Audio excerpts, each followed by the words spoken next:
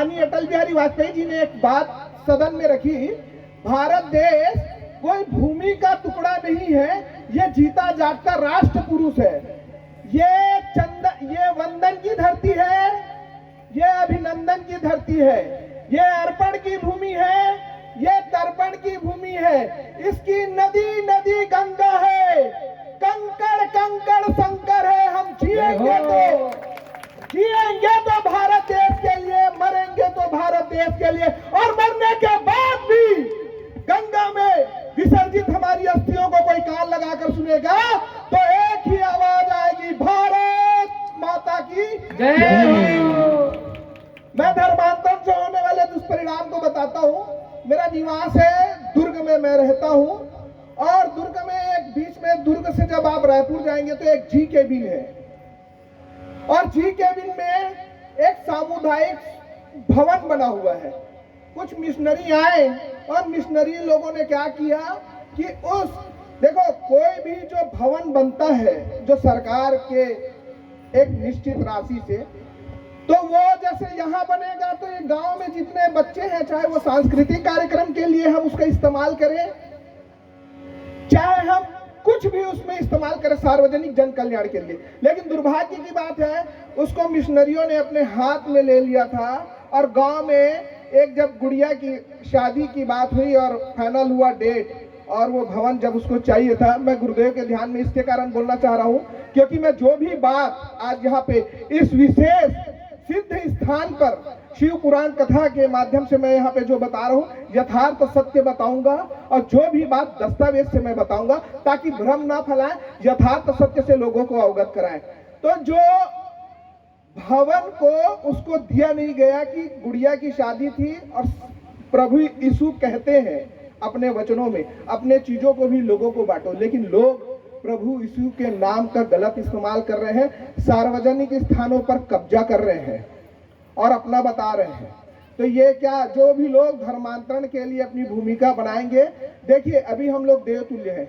कैसे देवतुल्य है? जो भी लोग किसी दूसरे के हृदय, दूसरे के लिए दुख होता है, किसी को कांटा गड़ता है, किसी की आग लग जाती है, या कोई भी घटना होता है, ओहो कितना जोर से लग गया भाई, ये भाव हमारे हृदय में आते हैं। अब जस्ट देखो, जो लोग धर्म परिवर्तन होते हैं उसके बाद उनकी क्या भूमिका रहती है, उसके बाद मांस खाना और तमाम हमारे धर्म संस्कृति से पूरा विपरीत कार्य करना होता है, जो हमारा धर्म नहीं सिखाता। तो सार्वजनिक स्थानों को जो हमारा है उस पर भी कब्जा कर रहे हैं एक साथ। अभी जगदलपुर जाना हुआ, जगदलपुर जब जाना हुआ, हमारे योद्धा रतन यादव जी हैं, उनके साथ जब मैं जगदलपुर का दौरा किया, 4-5 दिन का प्रवास था, एक साथ 58 गांव को धर्मांतरित किया गया। एक प्रचारक ने कहा कि ये गलत हो रहा है। आप मानेंगे नहीं, हदें पार कर दिए, सारी हदें पार कर दिए। आधी रात को 11:30 बजे प्रचारक के घर हमला हुआ, कुल्हाड़ी से मारा गया। ऐसा कौन सा घिनौना काम कर रहे हो तुम लोग? प्रभु यीशु का नाम लेके आप किसी का कब्जा कर रहे हो, किसी को मार रहे हो, और हमारी भोली भाली जनता, लोगों को समझ नहीं आ रहा। वचन तो अच्छा बोल रहे हैं, लेकिन जब उनकी जो क्रिया जो हो रही है ना, जस्ट उल्टा हो रही है। तो अपने गांव पेस्ट कंट्रोल कौन जानता है? जैसे कहीं बीमारी फैलती है ना, एक गांव में जब कोई मच्छर ज्यादा हो जाए या हैजा हो जाए तो पेस्ट कंट्रोल वाले लोग होते हैं, क्या करते हैं उन लोग? वो जाते हैं, छिड़काव करते हैं। तो हम लोग पेस्ट कंट्रोल वाले हैं, ये जो धर्मांतरण कर रहे हैं ना, तो हम लोग ये क्या छिड़काव करेंगे, आपके यहाँ बिल्कुल नहीं होने देंगे। लेकिन इसमें आप लोगों की भी भूमिका होनी चाहिए। अभी राजस्थान से हमारे डॉक्टर ओमेंद्र रत्नू जी आए, जो धर्मांतरण के विषय पर बहुत अंदर तक कार्य कर रहे हैं। उनकी एक बुक भी है, डॉक्टर, आप लोग नेट में देखेंगे डॉक्टर ओमेंद्र रत्नू जी, तो वो उनका भिलाई प्रवास हुआ 2-3 दिन तक के थे। उस पुस्तक में आप जब पढ़िएगा, वो तो मेरे साथ साक्षात हम लोग जब साथ में बैठे हुए थे, तो मैं जब बातें सुना, और यहाँ पे उपस्थित सभी लोगों को बताने के लिए जरूरत इस कारण है जब हम 150-200 किलोमीटर को क्रॉस करके आपके बीच में आते हैं तो यहाँ पे उपस्थित मैं सभी को अपने परिवार का मैं मानता हूँ और मैं नहीं चाहता कि आने वाले समय आपके घर में कोई बड़ी घटना घटित हो। इसके कारण हम लोगों ने इतने दूर से आपके प्राण को बचाने के लिए, आपके धर्म को बचाने के लिए, संस्कृति को बचाने के लिए हम लोग इतनी दूरी तय करके आप लोगों के बीच में आए हैं। जब डॉक्टर ओमेंद्र रत्न जी आए थे, बताया कि जब युद्ध, हमारा भारत देश में बहुत सारे युद्ध हुए हैं और लगातार युद्ध चल रहे हैं, लेकिन हम लोग शामिल नहीं हो पा रहे। कितने दुख की बात है। जब युद्ध होते थे तो पता चलता था कि अब हम कोई नहीं बच पाएंगे, तो कुछ लोग ऐसे थे कि धर्म परिवर्तन नहीं किए, एक साथ गांव में, चाहे वह राजस्थान हो चाहे पंजाब हो, कुछ विशेष स्थानों पर युद्ध की पता चलता था कि अब जीत पाना मुश्किल है, तो महिलाएं एक साथ अग्निकुंड बनाती थी, उस पर एक साथ देह त्याग कर देती थी, लेकिन धर्म परिवर्तन नहीं करते थे। आज एक बोरी के कारण धर्म परिवर्तन कर रहे हैं, यह दुख की बात है। राष्ट्र को खंड खंड करने के लिए ये लोग कार्य कर रहे हैं और इस कार्य को हमें समझना है कि कैसे हम अपने परिवार को बचाएं, क्योंकि इतनी बलिदान, आप कौन कौन जानता है, आप और हम यदि आंख बंद कर लेंगे ना तो ना तो घटनाएं बंद होने वाली है और ना ही घटनाएं कम होने वाली है। और आंख को खोल के, यहाँ पे मुझे लगता है इतनी बड़ी सभा है, बहुत सारे लोग आए हुए हैं, तो कुछ लोग समाज के अध्यक्ष भी होंगे, समाज के वरिष्ठ भी होंगे, उन तमाम लोगों को मैं अपनी बात को ध्यान में रखकर आकर्षित कराना चाहूंगा कि जब भी हम किसी भी देखिए, अभी अंकिता के बारे में कौन जानता है? झारखंड में अंकिता नाम की लड़की को सुबह ब्रह्म मुहूर्त, आपको संज्ञान है पंडित जी?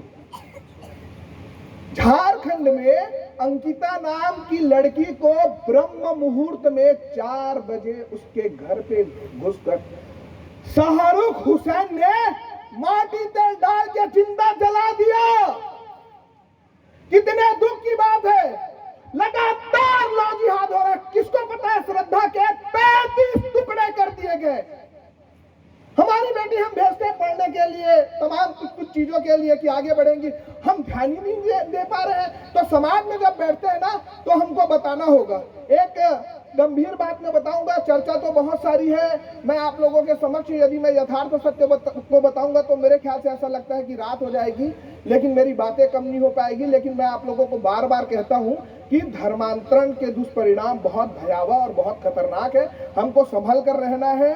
मैं इस स्थान के बाद छत्तीसगढ़ में लगभग 90 विधानसभा है, उस 90 विधानसभा में 45 से ज्यादा स्थानों पर बड़ी बड़ी सभाओं को हमने धर्मांतरण के लिए किया। और जहां अवसर मिलता है छोटे छोटे स्थानों पर जाकर हम कार्य करें तो मैं जरूर भूमिका मानता हूं, क्योंकि मैं फिर से बोलता हूं कि मैं बहुत प्रेम और बहुत स्नेह करता हूं आप लोगों से, जिसके कारण मैं यहाँ पर उपस्थित हुआ हूं और मुझे अवसर दिए गुरुदेव ने, तो मैं बार बार गुरुदेव जी का प्रणाम करता हूं। एक विशेष चीज बोलूंगा, उसको आप बहुत गंभीरता से सुनना, बहुत गंभीरता से सुनना। सबसे बड़ी बात क्या होती है, मैं अच्छे से बता रहा हूं, ध्यान आकर्षित कीजिएगा। एक और एक को यदि अपन जोड़ते हैं तो कितना होता है? 2 होता है। और एक को जोड़ने पर यदि 11 हो जाए तो उसे क्या कहते हैं? संगठन। और एक को एक के विरुद्ध जब खड़ा कर दिया जाता है तो उसे कहते हैं राजनीति। और एक को एक से मिलने नहीं दिया जाता तो उसे कहते हैं कूटनीति। और जब एक को एक से मिलने पर शून्य हो जाता है तो उसे कहते हैं आध्यात्म। और एक के मिलने पर यदि एक ही रह जाए उसे कहते हैं प्रेम। लेकिन मैं जिस बात को बोल रहा हूं वो गंभीर है, उस पर मैं आता हूं। और जब एक और एक के मिलने पर 36 टुकड़े हो जाते हैं तो उसे कहते हैं लव जिहाद, और हमें समाज को इस लव जिहाद से बचाना है। मैं वक्त को ध्यान में रखकर ज्यादा नहीं, और गौ सेवक और तमाम लोगों के लिए लेकिन एक लाइन बोलूंगा, आप सभी मेरे साथ दोहराएंगे। क्या दोहराएंगे आप सभी? जोर से। सब हम लोग राम भक्त हैं, कुछ बच्चे हैं जो वानर सेना है, जोर से आवाज लगाना। क्या मैं जो कुछ बोलूंगा शपथ के लिए आप लोग दोहराएंगे? जोर से। मैं अपना नाम लीजिए। मैं तुषार पांडे। मैं विशाल ताम्रकार, आप अपना अपना नाम लीजिए, बोलिए, मुझे आवाज सुनाई देनी चाहिए। मैं इस पवित्र स्थान पर वचन देता हूँ मेरे शरीर का एक एक रक्त बह जाए, मेरे शरीर का एक एक रक्त बह जाए, पर मैं किसी लोभ लालच मैं नहीं आऊंगा। किसी भी परिस्थिति में मैं धर्म परिवर्तन नहीं करूंगा। मैं इस विशेष स्थान पर शपथ लेता हूँ। जय जय सिया राम। हर हर महादेव। हर महादेव। एक लाइन बोलूंगा, आपको बोलना पड़ेगा, आवाजें नहीं आ रही है, आवाजें आनी चाहिए। एक वक्त था जब सुभाष चंद्र बोस जी ने एक नारा दिया, तुम मुझे आजादी दो, तुम मुझे खून दो, मैं तुम्हें आजादी दूंगा। मैं आज जो वर्तमान परिस्थिति है मैं बोल रहा हूं, उसको आपको दोहराना है। क्या तैयार है आप लोग? जी। हुआ मेरे धर्म पर घात, तो मैं प्रतिघात करूंगा। हुआ मेरे मंदिर प्रांगण पर घात, तो मैं प्रतिघात करूंगा।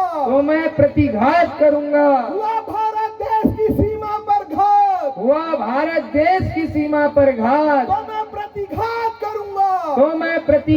करूंगा। हुआ नारी शक्तियों पर घात, तो मैं प्रतिघात करूंगा। हुआ मेरे देश धर्म और राष्ट्र पर घात, तो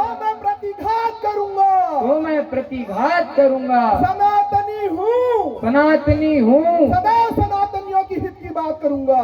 सदा हमेशा सनातनियों की हित की बात करूंगा। जोरदार ताली भैया। हर हर